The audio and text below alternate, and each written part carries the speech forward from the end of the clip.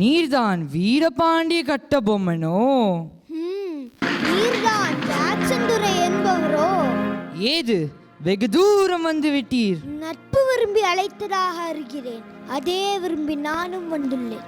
நட்பு வேண்டும், ஆனால் அதுக்கேற்ற நடத்தை இல்லை உம்மிடம். கற்றுக் கொடுக்கும் இனம் தமிழ் இனம்.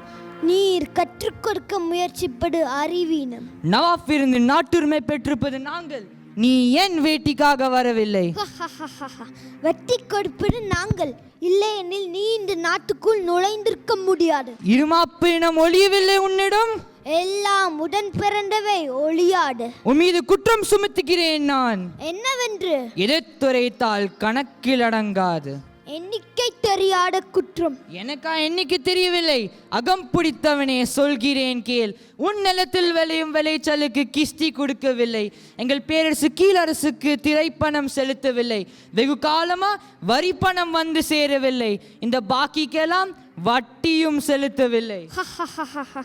கிஸ்தி திரை வரி வட்டி.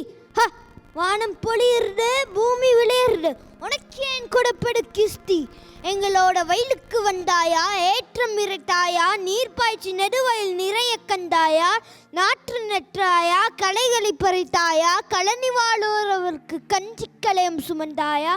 அங்கு கொஞ்சி விளையாடும் எம் குலப்பெண்களுக்கு மஞ்சள் அரைத்து பணி புரிந்தாயா? அல்லது நீ மாமனா மச்சானா? மானங்கெட்டவனே, எதற்கேட்கிறாய் திரை? யாரை கேட்கிறாய் வரி? போரடித்து நெற்குவிக்கும் மேலை நாட்டு உழவர் கூட்டம் உடங்களை போரடித்து உன் தலைகளை நெற்கதிர்களாய் கூட்டுவிடும். ஜாக்கிரதை.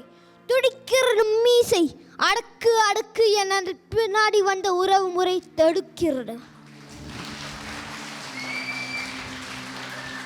மீசையை முறிக்கிறாயா? அது ஆபத்துக்கு அறிகுறி. உன்னை சிறைப்பிடிக்கிறதுக்கு உத்தரவு விடுகிறேன் நான். ஆஹா, மானம் அழிந்து விடவில்லை மர தமிழனுக்கு. என் மடி மீது கை வைத்து உன் தலை தரையில் உருண்டு போகட்டும். நன்றி.